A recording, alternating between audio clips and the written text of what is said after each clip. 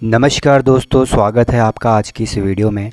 और आज हम पढ़ने वाले हैं केंद्रीय बजट जो अभी अभी जारी किया गया है उसके बारे में।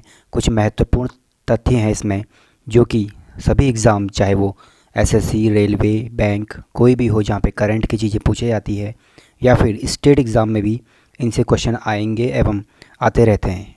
तो आइए जानते हैं इस बार जो बजट पेश किया गया है इसकी कुछ महत्वपूर्ण बातों को। तो आपको पता ही है कि श्रीमती निर्मला सीतारमण ने बजट इस बार प्रस्तुत किया है 2025-26 का। इसकी कुछ मुख्य बातों को हम जान लेते हैं। इसमें विकास के 4 इंजनों की बात की गई है जो कि काफ़ी महत्वपूर्ण हैं। आने वाले समय में ये भारत के विकास में एक महत्वपूर्ण अपना दायित्व निभाएंगे। तो सबसे पहले इंजन की अगर बात की जाए तो कृषि विकास का पहला इंजन कृषि को बताया गया है। प्रधानमंत्री धन धान्य कृषि योजना, इन सभी योजनाओं को आपको नोट करना है क्योंकि कहीं से भी क्वेश्चन आ सकता है। तो प्रधानमंत्री धन धान्य कृषि योजना कृषि जिलों का विकास कार्यक्रम है। यह कार्यक्रम राज्यों के साथ साझेदारी में शुरू किया जाएगा जिसके कम उत्पादकता, मध्यम फसल सघनता और औसत से कम ऋण मापदंडों वाले 100 जिलों को शामिल किया जाएगा, जिससे 1.7 करोड़ किसानों को लाभ मिलेगा। ग्रामीण समृद्धि और लचीलापन का निर्माण, कौशल, निवेश, प्रौद्योगिकी और ग्रामीण अर्थव्यवस्था को सशक्त बनाने के माध्यम से कृषि में अल्प रोजगार की समस्या को दूर करने के लिए राज्यों के साथ साझेदारी में एक व्यापक बहुउद्देशीय कार्यक्रम शुरू किया जाएगा जो कि हर क्षेत्र में होगा। प्रथम चरण में 100 विकासशील कृषि जिलों को शामिल किया जाएगा। तो इसके जो पहले चरण है उसमें 100 विकासशील जिलों को शामिल करने की बात की जा रही है।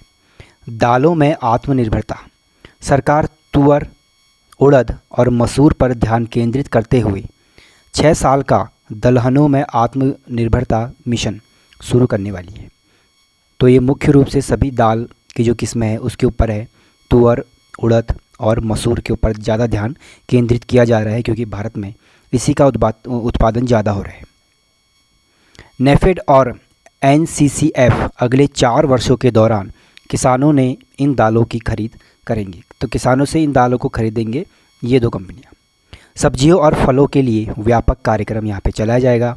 राज्यों के साथ साझेदारी में किसानों के लिए उत्पादन, कुशल आपूर्ति, प्रसंस्करण और लाभकारी मूल्य को बढ़ावा देने के लिए एक व्यापक कार्यक्रम शुरू किया जाएगा। बिहार में मखाना बोर्ड, बिहार में मखाना का सर्वाधिक उत्पादन है। मखाना के उत्पादन, प्रसंस्करण, मूल्य संवर्धन और विपणन के में सुधार के लिए मखाना बोर्ड की स्थापना की जाएगी जो अभी तक भारत में नहीं था। उच्च उपज वाले बीजों पर राष्ट्रीय मिशन, उच्च उपज वाले बीजों पर एक राष्ट्रीय मिशन शुरू किया जाएगा जिसका उद्देश्य अनुसंधान, पारिस्थितिकी तंत्र को मजबूत करना, उच्च उपज वाले बीजों का लक्षित विकास और प्रसार तथा 100 से अधिक बीज किस्मों की व्यावसायिक उपलब्धता सुनिश्चित करना है। फिर बात करते हैं मत्स्य पालन की। सरकार भारतीय विशिष्ट आर्थिक क्षेत्र और उच्च सागरों में मत्स्य पालन के सतत दोहन के लिए एक रूपरेखा लाएगी जिसमें अंडमान एवं निकोबार तथा लक्षद्वीप द्वीप समूह पर विशेष ध्यान दिया जाएगा। फिर आगे देखते हैं कपास उत्पादकता मिशन। कपास की खेती की उत्पादकता और स्थिरता में महत्वपूर्ण सुधार लाने तथा अतिरिक्त लंबे रेशे वाली कपास की किस्मों को बढ़ावा देने के लिए 5 वर्षीय मिशन की घोषणा की गई है। केसीसी के माध्यम से उन्नत ऋण, किसान क्रेडिट कार्ड जो कि बहुत पहले भारत में स्टार्ट हो चुका है, उसके माध्यम से उन्नत ऋण देने की कोशिश की जा रही है। केसीसी के माध्यम से लिए गए ऋणों के लिए संशोधित ब्याज अनुदान योजना के अंतर्गत ऋण सीमा 3 लाख से बढ़ाकर 5 लाख की जाएगी। असम में यूरिया संयंत्र लगाया जाएगा। असम के नामरूप में 12.7 लाख मीट्रिक टन वार्षिक क्षमता वाला संयंत्र स्थापित किया जाएगा यूरिया के लिए। फिर इसके दूसरे इंजन की बात की जाए तो एमएसएमई विकास का दूसरा इंजन इसे कहा जा रहा है जो कि उद्योगों से संबंधित है। एमएसएमई के लिए वर्गीकरण मापदंड में संशोधन किया जाएगा। सभी एमएसएमई के वर्गीकरण के लिए निवेश और टर्नओवर की सीमा को क्रमशः 2.7 और 2 गुना तक बढ़ाया जाएगा। सूक्ष्म उद्यमों के लिए क्रेडिट कार्ड। उद्यम पोर्टल पर पंजीकृत सूक्ष्म उद्यमों के लिए 5 लाख रुपये की सीमा वाले अनुकूलित क्रेडिट कार्ड अगले वर्ष में 10 लाख कार्ड जारी किए जाएंगे। फिर नेक्स्ट देखते हैं इसके अंदर और क्या क्या है। स्टार्टअप के लिए फंड ऑफ फंड्स, विस्तारित दायरे और 10,000 करोड़ रुपए के नए अंशदान के साथ एक नया फंड ऑफ फंड्स स्थापित किया जाएगा। पहली बार उद्यम करने वालों के लिए योजना, तो जो उद्योग जगत में पहली बार जा रहे हैं उनके लिए अगले 5 वर्षों में 5 लाख महिलाओं, अनुसूचित जातियों और अनुसूचित जनजातियों के पहली बार उद्यम लाने वालों को 2 करोड़ रुपए तक का सावधि ऋण उपलब्ध कराने के लिए एक नई योजना शुरू की जा रही है। फुटवियर और चमड़ा क्षेत्र के लिए फोकस उत्पाद योजना, भारत के फुटवियर और चमड़ा क्षेत्र की उत्पादकता, गुणवत्ता और प्रतिस्पर्धात्मकता बढ़ाने के लिए एक फोकस उत्पाद योजना की घोषणा की गई है, जिससे 22 लाख लोगों को रोजगार मिलेगा, 4 लाख करोड़ रुपये का कारोबार होगा और 1.1 लाख करोड़ रुपये से अधिक का निर्यात होगा। फिर आगे चलते हैं। खिलौना क्षेत्र के लिए उपाय, उच्च गुणवत्ता वाले अद्वितीय, नवीन और टिकाऊ खिलौने बनाने की योजना की घोषणा की गई है, जिससे भारत खिलौनों का वैश्विक केंद्र बन जाएगा, जो कि इससे पहले चाइना है। खाद्य प्रसंस्करण के लिए समर्थन, बिहार में राष्ट्रीय खाद्य प्रौद्योगिकी उद्यमिता एवं प्रबंधन संस्थान की स्थापना की जाएगी बिहार में। विनिर्माण मिशन, मेक इन इंडिया को आगे बढ़ाना, तो मेक इन इंडिया को आगे बढ़ाने के लिए लघु, मध्यम और बड़े उद्योगों को शामिल करते हुए राष्ट्रीय विनिर्माण मिशन की घोषणा की गई है। अब पढ़ते हैं तीसरे स्तंभ के बारे में। विकास का तीसरा इंजन है निवेश, लोगों में निवेश, सक्षम आंगनवाड़ी और पोषण 2.0। पोषण सहायता के लिए लागत मापदंडों को उचित रूप से बढ़ाया जाना चाहिए। अटल टिंकरिंग लैब्स, अगले 5 वर्षों में सरकारी स्कूलों में 50,000 अटल टिंकरिंग लैब्स स्थापित की जाएंगी। सरकारी माध्यमिक विद्यालयों और प्राथमिक स्वास्थ्य केंद्रों तक ब्रॉडबैंड कनेक्टिविटी। भारत नेट परियोजना, जो कि ब्रॉडबैंड कनेक्टिविटी से संपर्क रखती है, के अंतर्गत ग्रामीण क्षेत्रों में सभी सरकारी माध्यमिक विद्यालयों और प्राथमिक स्वास्थ्य केंद्रों को ब्रॉडबैंड कनेक्टिविटी प्रदान की जाएगी। भारतीय भाषा एवं पुस्तक योजना, भारतीय भाषा पुस्तक योजना, स्कूल और उच्च शिक्षा के लिए भारतीय भाषाओं की पुस्तकें डिजिटल रूप में उपलब्ध कराने के लिए भारतीय भाषा पुस्तक योजना की घोषणा की गई है। कौशल विकास के लिए राष्ट्रीय उत्कृष्टता केंद्र, हमारे युवाओं को भारत के लिए निर्माण, विश्व के लिए निर्माण के लिए आवश्यक कौशल प्रदान करने हेतु वैश्विक विशेषज्ञता और साझेदारी के साथ कौशल विकास के लिए 5 राष्ट्रीय उत्कृष्टता केंद्र स्थापित किए जाएंगे। फिर आगे देखते हैं आईआईटी में क्षमता का विस्तार। 2014 के बाद शुरू की गई 5 आईआईटी में 6,500 और छात्रों को शिक्षा की सुविधा प्रदान करने के लिए अतिरिक्त बुनियादी ढांचे का निर्माण किया जाएगा, यानी आईआईटी में भी सीट बढ़ा सकते हैं अभी। फिर आगे देखते हैं शिक्षा के लिए एआई में उत्कृष्टता केंद्र, शिक्षा के लिए आर्टिफिशियल इंटेलिजेंस में उत्कृष्टता केंद्र की स्थापना 500 करोड़ रुपये के कुल परिव्यय से की जाएगी। फिर आगे देखते हैं चिकित्सा शिक्षा का विस्तार, अगले वर्ष मेडिकल कॉलेजों और अस्पतालों में कम से कम 10,000 अतिरिक्त सीटें जोड़ी जाएगी, जिससे अगले 5 वर्षों में सीटों की संख्या 75,000 हो जाएगी। सभी जिला अस्पतालों में डे केयर कैंसर सेंटर बनेगा। सरकार अगले 3 वर्षों में सभी जिला अस्पतालों में डे केयर कैंसर सेंटर स्थापित करेगी। 2025-26 तक 200 सेंटर स्थापित किए जाएंगे, तो 200 सेंटर स्थापित किए जाने का लक्ष्य यहाँ पे दिया गया है। शहरी आजीविका को मजबूत बनाना, शहरी श्रमिकों के सामाजिक आर्थिक उत्थान के लिए एक योजना की घोषणा की गई है, जिससे उनकी आय में सुधार हो सके और उन्हें स्थायी आजीविका प्राप्त करने में मदद मिल सके। फिर देखते हैं पीएम स्वनिधि।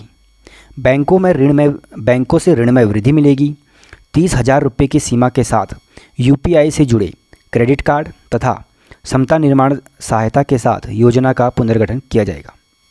फिर आगे देखते हैं ऑनलाइन प्लेटफॉर्म श्रमिकों के कल्याण के लिए सामाजिक सुरक्षा योजना। सरकार गिग वर्कर्स के लिए पहचान पत्र, ई श्रम पोर्टल पर पंजीकरण और पीएम जन आरोग्य योजना के तहत स्वास्थ्य सेवा की व्यवस्था करेगी। अर्थव्यवस्था में निवेश की अगर बात की जाए तो बुनियादी ढांचे में सार्वजनिक निजी भागीदारी। बुनियादी ढांचे से संबंधित मंत्रालयों को पीपीपी मोड में परियोजनाओं की 3 साल की पाइपलाइन के साथ आने के लिए प्रोत्साहित किया गया। राज्यों को भी प्रोत्साहित किया गया। फिर नेक्स्ट देखते हैं बुनियादी ढांचे के लिए राज्यों को सहायता दी जाएगी।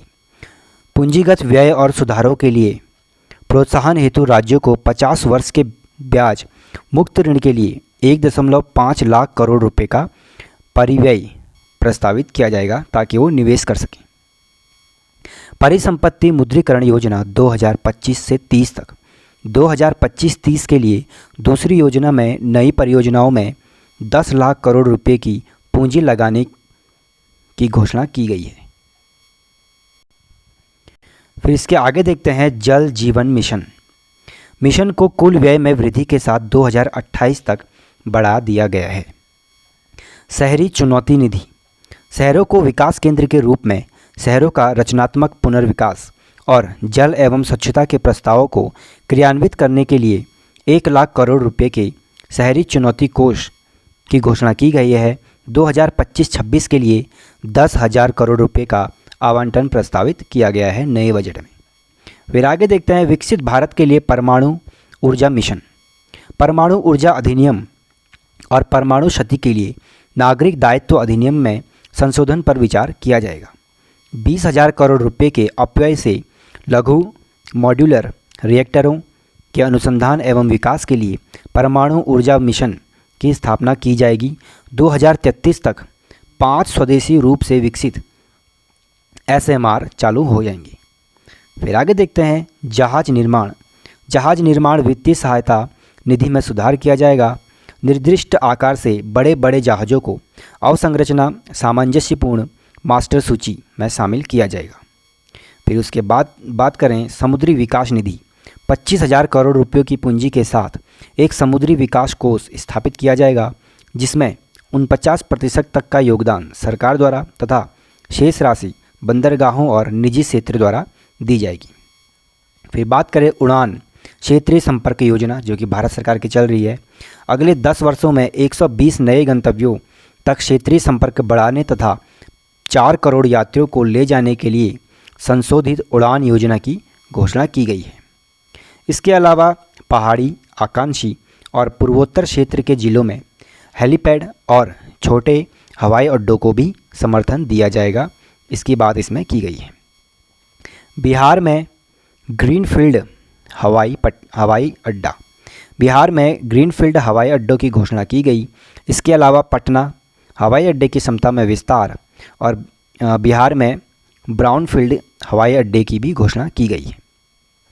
मिथिलांचल में पश्चिमी कोसी नहर परियोजना। बिहार में पश्चिमी कोसी नहर ERM परियोजना के लिए वित्तीय सहायता दी जाएगी। खनन क्षेत्र में सुधार। महत्वपूर्ण खनिजों की निकासी के लिए नीति बनाई जाएगी। स्वामी फंड 2, जो कि एग्ज़ाम में पूछा गया था।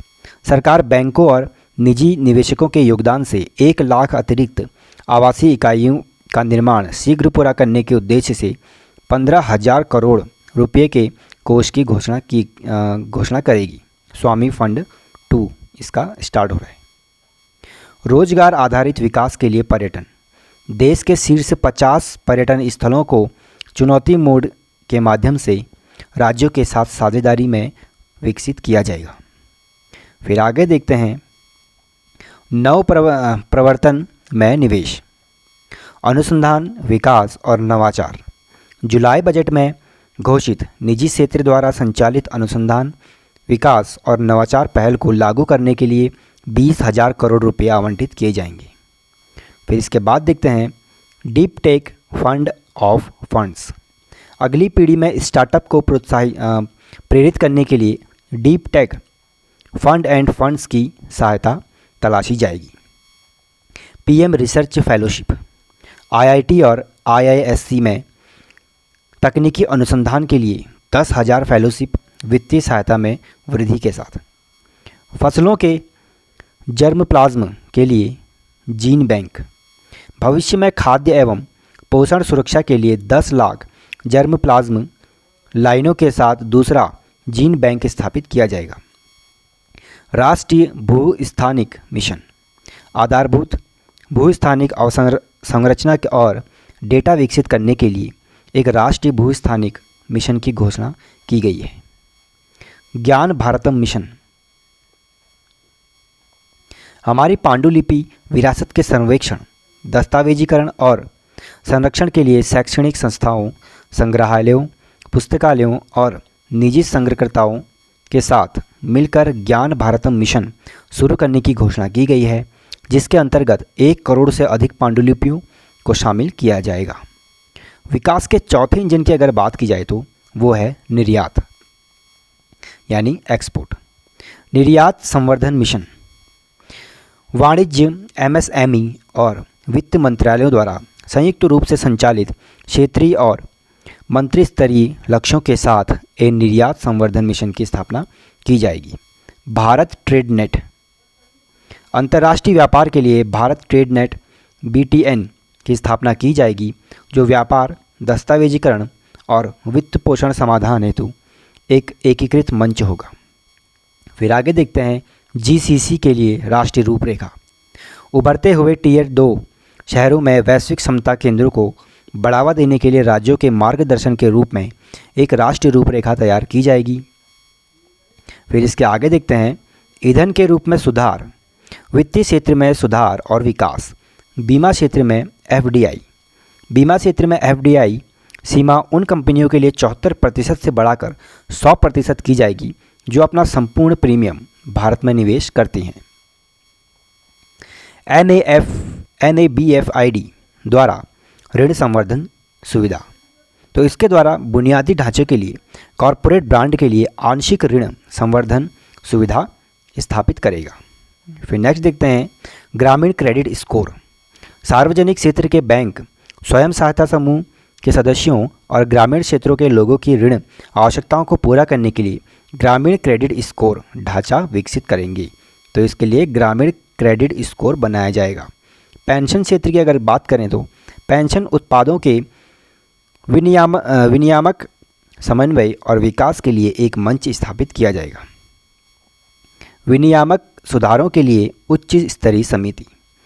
सभी गैर वित्तीय क्षेत्र के विनियमनों, प्रमाणनों एवं लाइसेंसों और अनुमतियों की समीक्षा के लिए विनियामक सुधारों के लिए एक उच्च स्तरीय समिति गठित की जाएगी। राज्यों का निवेश अनुकूलता सूचकांक। प्रतिस्पर्धी सहकारी संघवाद की भावना को आगे बढ़ाने के लिए 2025 में राज्यों का निवेश मित्रता सूचकांक शुरू किया जाएगा। जन विश्वास विधेयक 2.0। जन विश्वास विधेयक 2.0 विभिन्न कानूनों के 100 से अधिक प्रावधानों को अपराध मुक्त करेगा। फिर आगे देखते हैं टैक्सेस के बारे में। तो प्रत्यक्ष कर की बात यह करता है, नई व्यवस्था के तहत 12 लाख रुपए तक की आय अर्थात पूंजीगत लाभ जैसी विशेष दर वाली आय को छोड़कर प्रति माह 1 लाख रुपए की औसत आय पर कोई व्यक्तिगत आयकर नहीं देना होगा, जो कि पहले देना होता था। 75,000 रुपये की मानक कटौती के कारण वेतनभोगी करदाताओं के लिए यह सीमा 12.75 लाख रुपये होगी। नए ढांचे से मध्यम वर्ग के करों में काफ़ी कमी आएगी और उनके हाथों में अधिक धन बचेगा, जिससे घरेलू उपभोग, बचत और निवेश को बढ़ावा मिलेगा। नया आयकर विधेयक स्पष्ट और सीधा होगा ताकि करदाताओं और कर प्रशासन के लिए इसे समझना सरल हो, जिससे कर निश्चितता आएगी और मुकदमेबाजी कम होगी। फिर आगे देखते हैं टैक्सेस के बारे में। प्रत्यक्ष करों में लगभग 1 लाख करोड़ रुपए का राजस्व छूट मिल जाएगा। संशोधित कर दर संरचना, तो आप देख सकते हैं कि किस तरह से कर में छूट दी गई है। 0 से 4 लाख में 0, 4 से 8 लाख में 5, फिर 12 तक 10, फिर 16 तक 15%, फिर 20 तक इसे स्वीकार करो, फिर 24 तक 25% इसमें दिया गया है। 25 लाख रुपये से अधिक वाले 30% तक का कर इसमें रखा गया है। फिर आगे देखते हैं कठिनाइयों को कम करने के लिए TDS को युक्तिसंगत बनाना।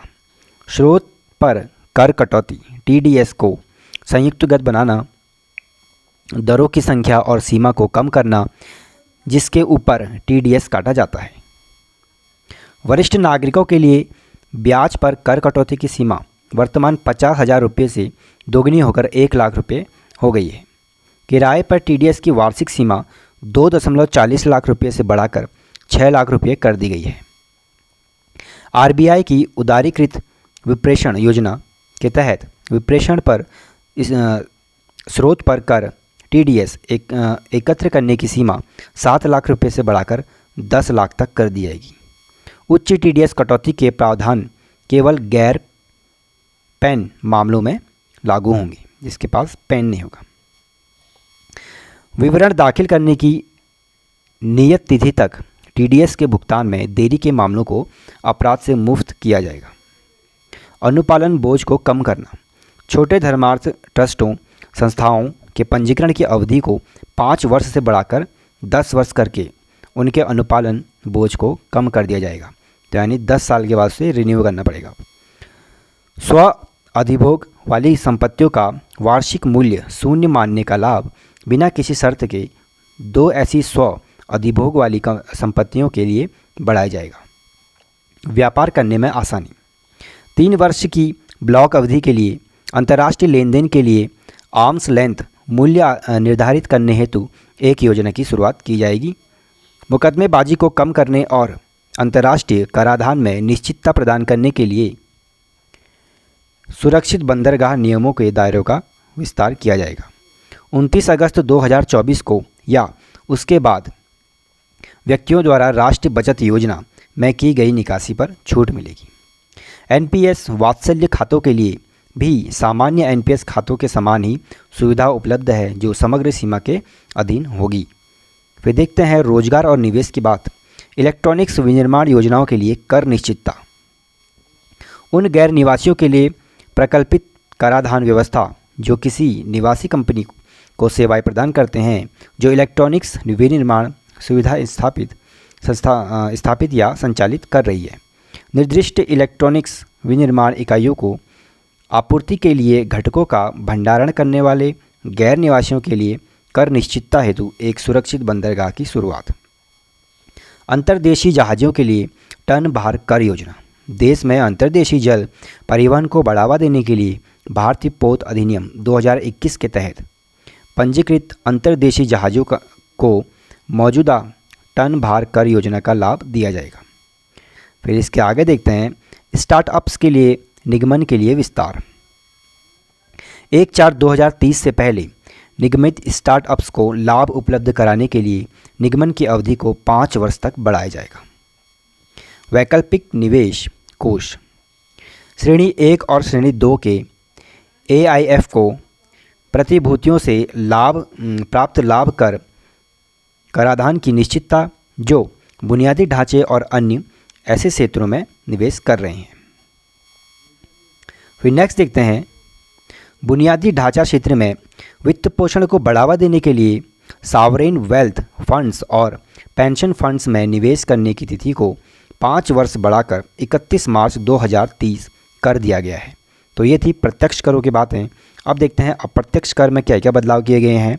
औद्योगिक वस्तुओं के लिए सीमा शुल्क टैरिफ संरचना का युक्तिकरण।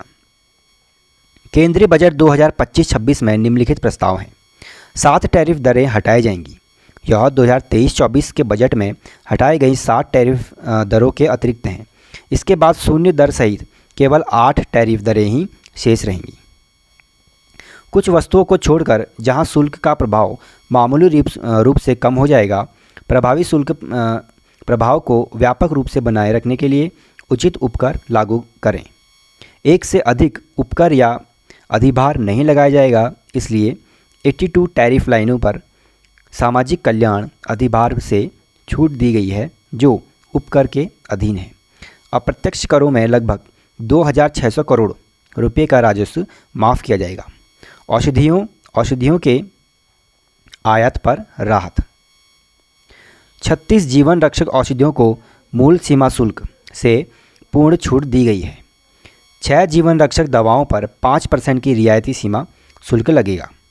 दवा कंपनियों द्वारा संचालित रोगी सहायता कार्यक्रमों के अंतर्गत निर्दिष्ट औषधियों को BCD से पूर्ण छूट दी गई है।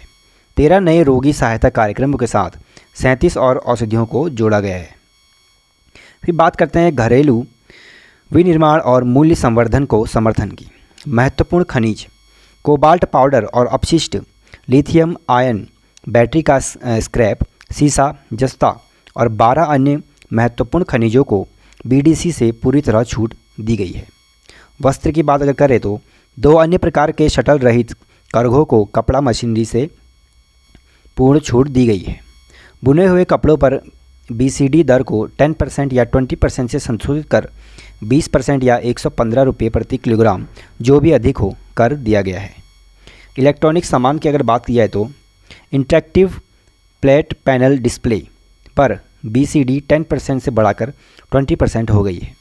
ओपन सेल और अन्य घटकों पर BCD घटाकर 5% कर दिया गया है।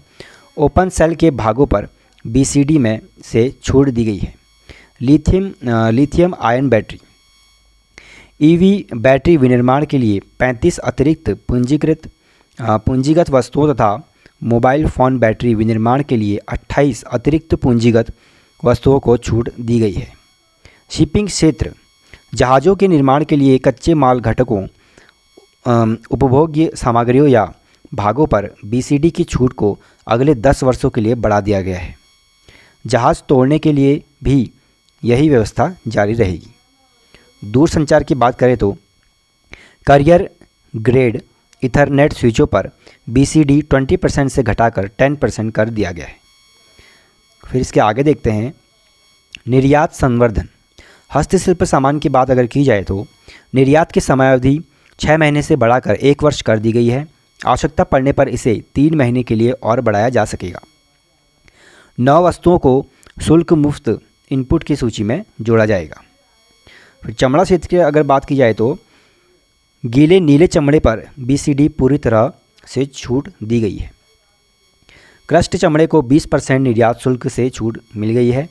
समुद्री उत्पाद की अगर बात की जाए तो फ्रोजन फिश पेस्ट के विनिर्माण और इसके एनालॉग उत्पादों के निर्यात के लिए BCD को 30% से घटाकर 5% कर दिया गया है। मछली और झींगा आहार के विनिर्माण के लिए मछली हाइड्रोलाइजेट पर BCD को 15% से घटाकर 5% कर दिया गया।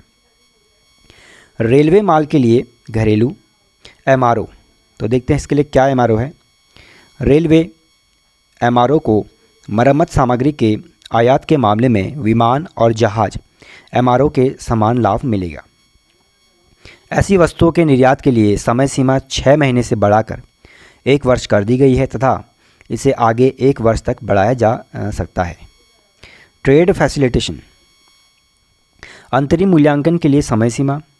अंतरिम मूल्यांकन को अंतिम रूप देने के लिए 2 वर्ष की समय सीमा निर्धारित की गई है, जिसे 1 वर्ष तक बढ़ाया जा सकता है। स्वैच्छिक अनुपालन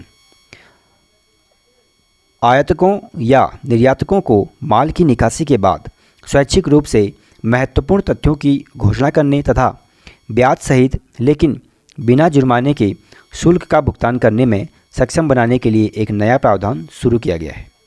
अंतिम उपयोग के लिए विस्तारित समय। प्रासंगिक नियमों में आयातित इनपुट के अंतिम उपयोग की समय सीमा 6 महीने से बढ़ाकर 1 साल कर दी गई है। ऐसे आयातकों को मासिक विवरण के बजाय केवल त्रैमासिक विवरण दाखिल करना होगा। तो दोस्तों देख लिए हमने जो भी इस बजट में इम्पोर्टेंट चीज़ें थी। अगर आपको कोई लगता है कि इसमें एग्ज़ाम पॉइंट ऑफ व्यू से इम्पोर्टेंट हैं कुछ योजनाएं जो नई सरकार चलाने वाली है एवं जिसमें चेंजेस किए हुए हैं, तो ऐसे योजनाओं को अपने नोट्स में ज़रूर लिख लीजिए, आपके कंपटीशन एग्ज़ाम में ज़रूर काम आएंगी। वीडियो अच्छी लगी हो तो लाइक एवं सब्सक्राइब ज़रूर करें। धन्यवाद।